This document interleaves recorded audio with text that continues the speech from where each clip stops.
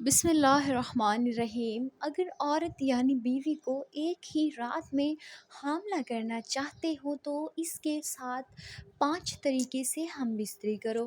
حمل یا امید ہونے کے کون سے دن مناسب سمجھے جاتے ہیں؟ مکمل معلومات جاننے کے لیے ویڈیو کو آخر تک ضرور دیکھیے گا۔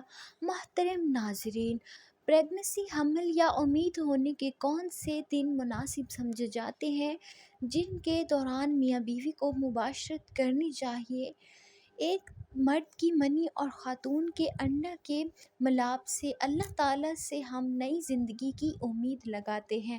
میڈیکل سائنس کے مطابق عام طور پہ خواتین کو ایک ماہ میں یعنی ایام ختم ہونے کے بعد اگلی بار ایام شروع ہونے تک عام طور پہ خواتین کے جسم میں ایک بار حیضہ بنتا اور خارج ہوتا ہے۔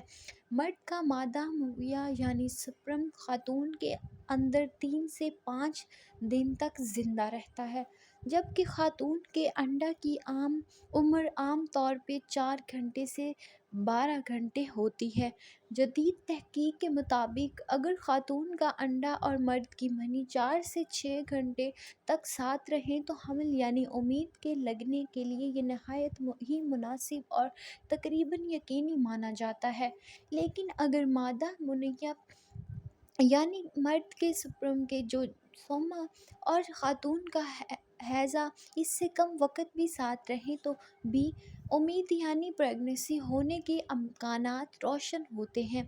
اگر ایک خاتون کے ایام 28 دن کا مکمل دائرہ ہو تو 11ویں دن سے لے کر 14ویں دن کے ایام میں حیضہ خاتون کے جسم سے خارج ہوتا ہے، لیکن سفید درست بتانا ممکن نہیں۔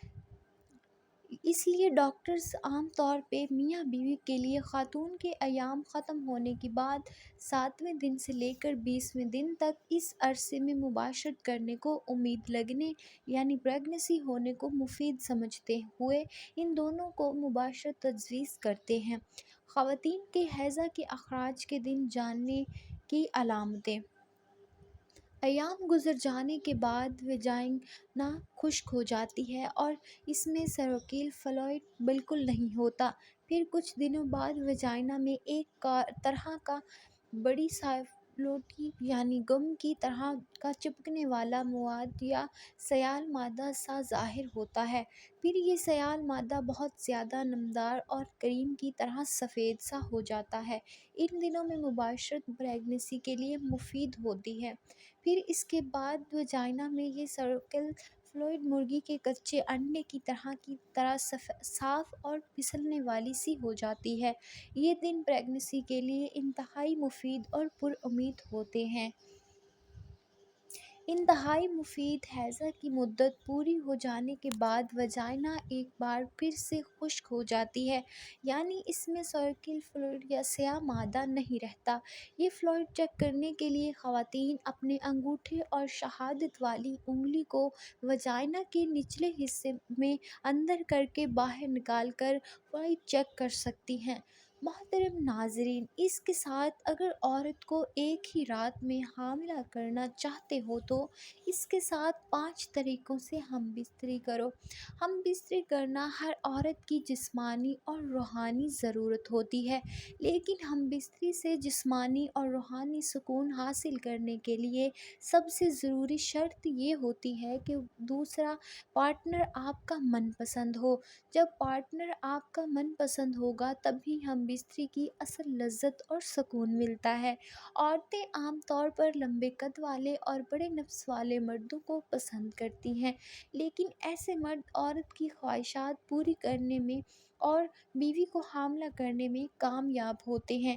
اس کے علاوہ ہمیں ٹھہرنے کے لیے درست پوزیشن میں ہم بستری کرنا بھی ضروری ہوتا ہے۔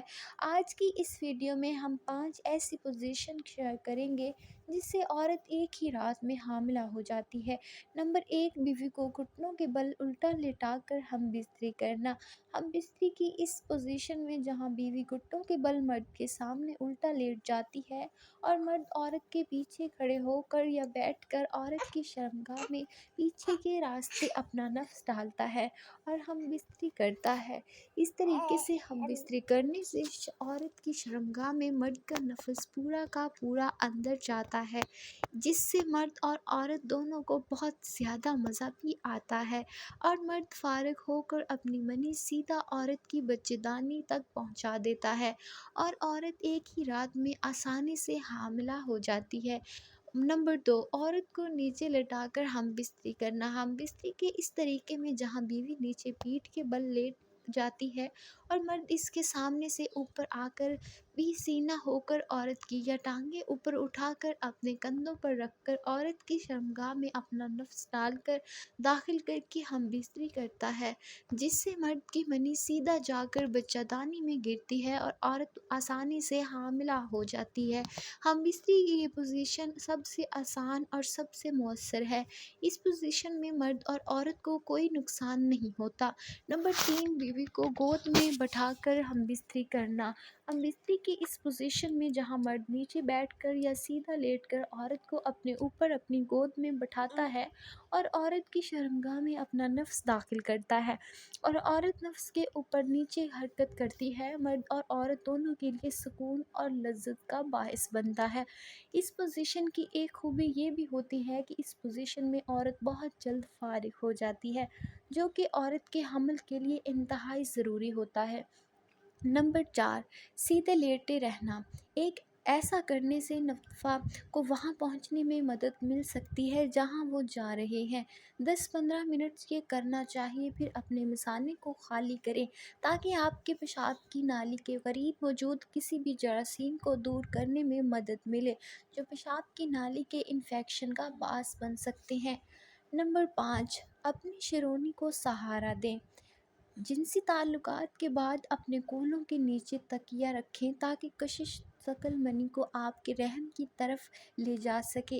ایک بار پھر اس میں سے 10 سے 15 منٹ کافی ہیں۔ دعا ہے کہ اللہ تعالی ہم سب کو شریعت کے مطابق ہم بستری کرنے کی توفیق عطا فرمائے اور ہم سب کو 5 وقت نماز باجماعت ادا کرنے کی توفیق عطا فرمائے۔ دعا ہے کہ اللہ تعالی میرا سننا اور آپ کا سننا اپنی بارگاہ الہی میں قبول اور منظور فرمائے، آمین ثم آمین۔ ناظرین، کامنٹ باکس میں اللہ تعالیٰ کے 99 ناموں میں سے ایک نام ضرور ٹائپ کریں۔ فیمس ٹوٹ کے چینل کو سبسکرائب کرنا نہ بھولیں۔ اللہ حافظ، اپنا خیال رکھیں۔